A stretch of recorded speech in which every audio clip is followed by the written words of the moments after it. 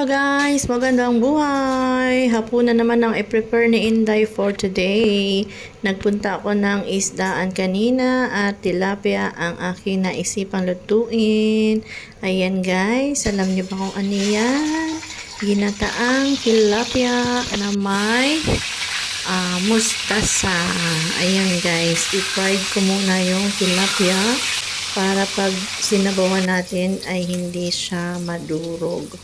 Kasi pag ang tilapia, hindi natin muna pinirito tapos ginataan, nadudurog siya kapag nalabog masyado sa gata. At ayan, nag-fry ako ng bawang at saka luya sa kaunting mantika na pinagprituhan ng aking fish. At saka natin ilagay ang ating gata. Ayan, pakuluin natin ng husto hanggang sa lumapot. Lagyan na ng mga ingredients, black pepper, salt, lagyan natin ng magic syrup, of course, at saka natin pakuluin na kasama ang mustasa guys. Madalang ako makakita ng mustasa dito guys. Madalang ang nagtitinda niyan. So nung nakakita ko ng mustasa, naisipan ko talaga agad ay tilapia. Mas masarap to sa amin sa Quezon Province, yung tawag na sinugno. Sinugno na tilapia with mustasa. Iniihaw naman siya guys, yung tilapia bago gataan.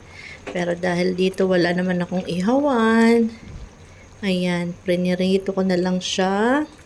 Sinugno ang tawag sa amin pag iniihaw yung tilapia pag ganitong luto guys. Dun sa Kamayan sa Palaisdaan, napaka best seller ng ganyang luto doon, sinugno. At syempre nilagyan ko siya ng sili para mas masarap ang ating ginataan guys. Isang piraso lang siya pero super laki na ang aking tilapia. Ayan, pakuluin ng husto hanggang sa maabsorb ng isda yung gata niya guys. Ayan, diba? Parang nasa Pilipinas lang si Inday. Kain na tayo guys ng dinner.